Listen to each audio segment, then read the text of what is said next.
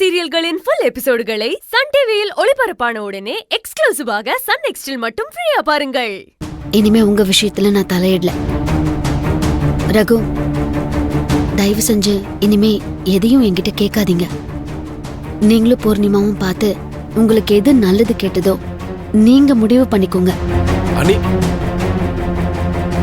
நான் இனிமே உங்க விஷயத்துக்கே வரல. போதுமா? உங்களுக்குலாம் இவ்ளோ சொன்னாதான் புரியுமா?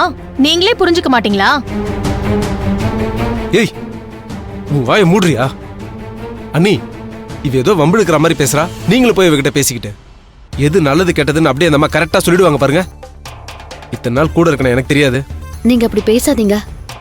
நல்லதோ கெட்டதோ நீங்களும் பூர்ணிமாவும் சேர்ந்தாதான் உங்களுக்குள்ள ஒரு அண்டர்ஸ்டாண்டிங் வரும். ஏதாவது தப்பு நடந்தா அடுத்தவங்க மேல பழி போடுறதுலயே குறியா இருக்க கூடாது. பூர்ணி சொல்றது கரெக்ட் தான். இனிமே புருஷன் பொண்டாட்டியா நீங்களே முடிவு பண்ணிக்கோங்க. நாங்க யாரும் இந்த வீட்ல இருந்து உங்க விஷயத்துல தள்ளிட மாட்டோம். அண்ணி,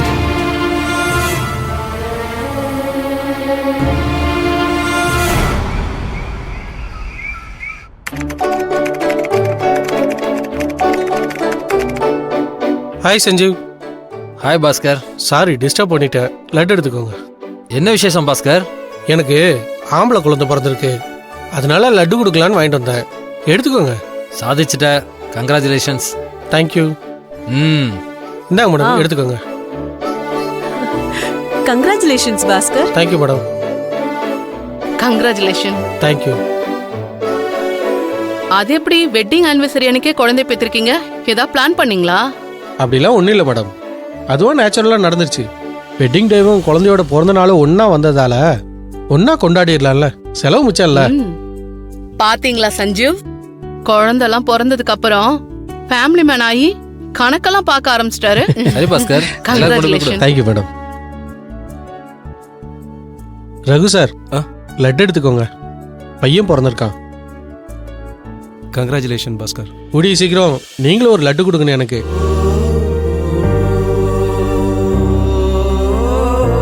கண்டிப்பா. Thank you sir. சார் எடுத்துக்கோங்க. கங்க்ராட்ஸ். Thank you sir. இந்தாங்க ப்ரோ, எடுத்துக்கோங்க. கங்க்ராட்ஸ். தேங்க்யூ. மேடம் இந்தாங்க, எடுத்துக்கோங்க. Congrats Bhaskar. Thank you madam. Thank you. It's okay. Congratulation Bhaskar. இப்பதான் கல்யாணம் பண்ண மாதிரி இருக்கு, அதுக்குள்ள குழந்தையா? ஒரு 2-3 வருஷம் தள்ளி போட்டுருக்கலாமே, ஜாலியா என்ஜாய் பண்ணிருக்கலாமே லைஃபை. முதல் குழந்தைய பிளான் பண்ணிலாம் தள்ளி போடக்கூடாதுன்னு சொல்லியிருக்காங்க. இந்த மாதிரி முதல் குழந்தைய தள்ளி போட்டுட்டு அதுக்கப்புறம் குழந்தையே பிறக்காம கஷ்டப்பட்டிருக்காங்கன்னு கேள்விப்பட்டிருக்கேன். என்னோட ரிலேட்டிவ் சைடு கூட ஒருத்தருக்கு 12 வருஷமா குழந்தைய பிறக்காம இருந்திருக்கு. அவங்களும் இந்த மாதிரி முதல் குழந்தைய தள்ளி போட்டவங்க தான். அந்த கதையெல்லாம் கேட்டதுக்கு அப்புறம் தான் எதுக்கு ரிஸ்க் எடுக்கணும்னு சொல்லி முதல் குழந்தைய எவ்வளவு சீக்கிரம் பெத்துக்க முடியுமோ அவ்வளவு சீக்கிரம் பெத்துக்கலான்னு டிசைட் பண்ணிட்டோம். நீ சொல்றதும் சரிதான் பாஸ்கர். எனிவே கங்க்ராச்சுலேஷன் பா. தேங்க்யூ. இன்னொன்னு எடுத்துக்கோங்க. தேங்க்யூ. வெல்கம்.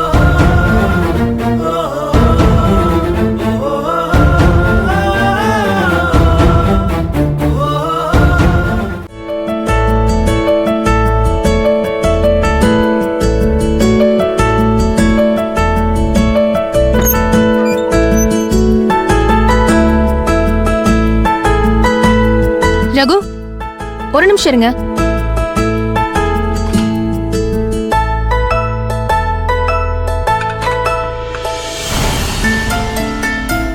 இந்தாங்க கேசரி அல்வா, சாப்பிடுங்க.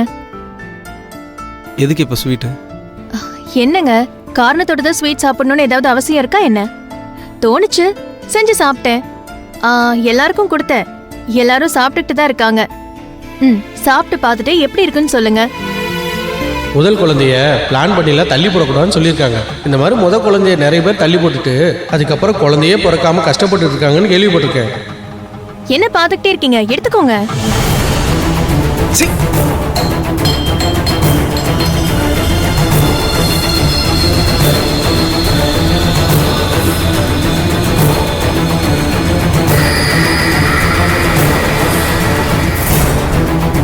என்னடி நினைச்சிட்டு இருக்க? நீ நினைச்சா ஸ்வீட் சாப்பிடுவ, நினைச்சா மாத்திரை சாப்பிடுவ. ஊர்ல கல்யாணம் ஆன 1 வருஷத்துல அவன் குழந்தைய பெத்துக்கிட்டு லட்டு எடுத்துட்டு வந்து கொடுத்துக்கிட்டு இருக்கான். நீ என்னடானா நாள் கணக்குல மாச கணக்குல மாத்திரையை தின்னுக்கிட்டு உனக்கு நீயே ஸ்வீட் கொடுத்துட்டு இருக்கியா? உன்னெல்லாம் போய் கல்யாணம் பண்ண பாரு. எனக்கு விச வைக்கிறடி முதல்ல. குழந்தைய பெத்துக்கிறதுக்கு துப்பு இல்ல, கேசரி அல்வா கேக்குதா? ரகு, ஏன்டா இப்படி பேசுற? டேய், இது வீடுடா. என்னமோ ரோட்ல போறவங்க கிட்ட பேசுற மாதிரி பேசுற. அதுகிட்ட ஏன்டா, வீடுன்னு இருந்தா ஸ்வீட் ஏதாவது செய்யத்தான் செய்வாங்க. உனக்கு ஆபீஸ்ல ஏதாவது கோபம் இருந்தா அதை அங்கேயே விட்டுட்டு வாடா. இங்க வீட்டுல இருக்கிறவங்க கிட்ட காட்டாத. அப்பா நீங்க கொஞ்சம் சும்மா இருங்கப்பா. இவ திமிர் பிடிச்சவப்பா. ஸ்வீட் கொடுக்கறலாம் ஸ்வீட். ரகு, வர வர நீங்க ரொம்ப தப்பு பண்றீங்க. என்ன நினைச்சிட்டு இருக்கீங்க நீங்க? இது ஒரு பொண்ணு கிட்ட பேசுற பேச்சா? ஏதோ அந்த காலத்து ஆளுங்க மாதிரி பொம்பளைங்கன்னா குழந்தை பெத்துக்கிற மிஷன் நினைச்சிட்டீங்களா? அனி, உங்களுக்கு குழந்தை பெத்து கொடுக்கறதுக்கு தான் இவ இந்த வீட்டுக்கு வந்தாளா? ஏதோ ஒரு சூழ்நிலையில பூர்ணிக்கு குறை வந்துருச்சு, அதுக்கு நீங்க இவ்ளோ பேசுறீங்க. ஒருவேளை உங்க மேல குறை இருந்து பூர்ணி இப்படி பேசினா நீங்க தாங்கிப்பீங்களா? உங்களுக்கு ஒரு நியாயம், இவளுக்கு ஒரு நியாயமா? நானும் பாத்துக்கிட்டே இருக்கேன், எல்லாரும் முன்னாடியும் அவளை திட்டிக்கிட்டே இருக்கீங்க. குழந்தை இல்லைன்னா என்ன ரகு?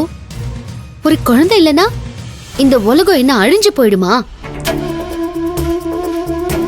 ஏதோ அவளுக்கு தெரியல, டேப்லெட் சாப்பிட்டு உடம்ப கெடுத்துக்கிட்டா.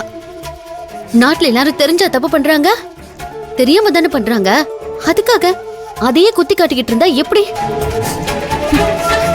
கொலை பண்ணவனை கூட உள்ள போட்டு ஜெயில மட்டும்தான் தண்டிப்பாங்க. நீங்க என்னடானா உங்களுக்கு கோவம் வரும்போதெல்லாம் இவளை குத்தி காட்டிக்கிட்டே இருக்கீங்க.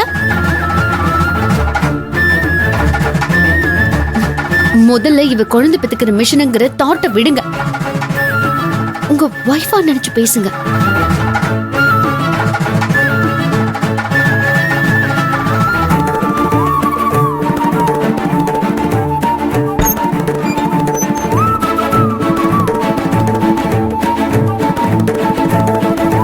எப்ப பார்த்தாலும் இவங்க கூட பிரச்சனையாவே இருக்கு. விடு செவ்வந்தி, அவங்க 2 பேருக்குள்ள பிரச்சனைனா பேசி தீர்த்துக்குவாங்க. நீ ஏன் சண்டை போட்டுக்கிட்டு இருக்க? இல்ல பாட்டி, இது என்ன நியாயம்? நம்ம வீட்ல எத்தனை குழந்தைங்க இருக்காங்க, நாம எத்தனை பேர் இருக்கோம். அவளை நம்ம கண்ணு முன்னாடியே ரகு அப்படி திட்டலாமா? நாம எல்லாரும் அதை பாத்துக்கிட்டே இருந்தா அந்த பாவம் நமக்கும் தானே வந்து சேரும். சரி விடு, நீ போய் உன் வேலையை பாரு போ.